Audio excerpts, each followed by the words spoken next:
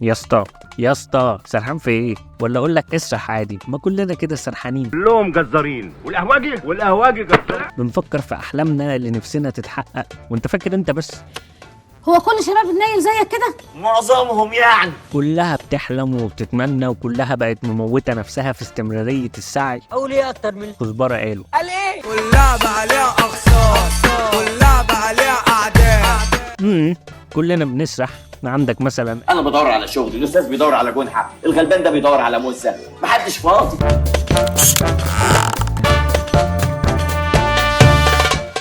الفكرة بس انه وانت ناقصك حاجة كل تركيزك بيكون على اللي ناقصك، وبتنسى انه في حاجات معاك هي احلام لناس تاني. انت عندك اوضة؟ يا بختك. انا عارفك بتفكر تقفل الفيديو، واوعى تفهمني غلط، مش هدخل في سكة صعبانيات من بتاع مثلا اهلك اللي انت مش بتقضي معاهم وقت دول، وقافل على نفسك ومكتئب، حلم لكل واحد يتيم، وشغل ميوزك حزين والشغل ده.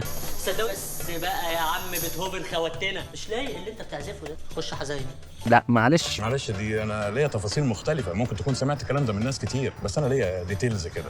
انا قصدي انه احلام لناس تاني في فتره في حياته. يعني نرجع لمثل اللي مش بيقضي وقت مع اهله بلاش يكون حلم لواحد يتيم، خليها مسافر. حلوه الصيغه دي. هتفرق يعني؟ دي تختلف؟ هتفرق، هفهمك. سبحان الله.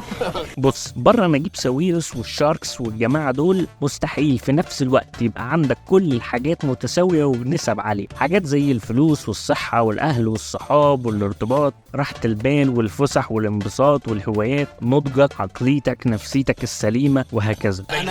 انا حافظ كل ده بالراحة، انا مش حافظ، انا نسيت اللي انا هقوله في الاول. يعني هنعلي كفة الفلوس شوية، هتقلل في كفة وقتك مع عيلتك عشان تشتغل أكتر، وبالتالي كفة الصحة هتنزل برضو. واحد تاني هيعلي كفة الراحة والفسح والانبساط، هتنزل كفة النضوج وتطور الشخصية. نركز يا جماعة، هنعلب أميرة ونوطى بأختها، أوكي؟ تعلى بالإنجازات والتاسكات، تنزل براحة البال ودماغك تبقى في كذا حاجة. تنزل بالهوايات، تعلى بترقية في شغلك. عشان توصل لازم تقلع. انا اول مرة اسمع نظرية المالتي دي. عشان تعلى بحاجة بتختار تنزل قصادها بحاجة. كان عندنا مطرب كبير زمان كان بيقول ايه بقى؟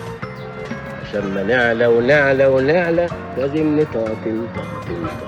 على قد ما هتنزل على قد ما هتطلع، زي رسم القلب كده، لو بقى خط عدل تموت. لسه عايش كده هموت، اشرب مخدرات. تعلى وتنزل بإرادتك، وده الفرق بين اليتيم والمسافر، المحروم والصايم. فعلى الأقل لو مش هتتحرم ممكن بعدين تختار تصوم عن حاجات عشان توصل لحاجات تاني، من باب الاحتياط. لكن تسرح بخيالك بقى انك تطلع بكله ما ينفعش. لا انا ما نسيتش نفسي ولا حاجة. لازم يعني كل مرة اقول لك الدنيا ما بتمشيش كده، فاستمتع باللي معاك منه كتير النهاردة، وما تبقاش ساذج وتقول عندي منه كتير، انا عايز من التاني اللي ما خليتيش منه غير شوية فتافيت، عشان لما القليل اللي نفسك فيه هيزيد هتدور على اللي كنت بتقول عليه كتير، وهتلاقيك بدلته وخدت مكانه اللي كان ناقصك، وهتبقى زي مسعود. عارف الم البنطلون الجاكيته ضربت.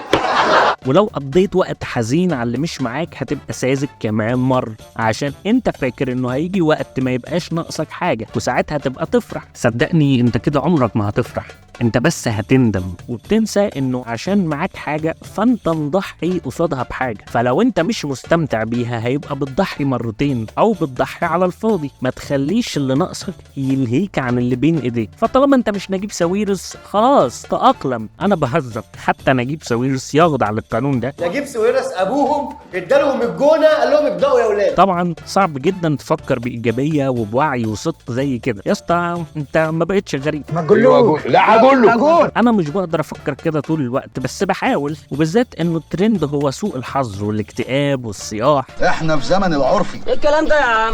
يعني لما تقول لي انا زعلان لازم ابقى روش واعلي عليك واقول لك انا محطم. تقول لي انا بعاني اقول لك انا ميت. ما ينفعش اقول انا عادي. هتحرق. بس في استثناء وحيد لحاجات ينفع تزيد كلها في نفس الوقت. هي ايه يا عم انت؟ اللايك والشير والكومنت والسبسكرايب او الفولو.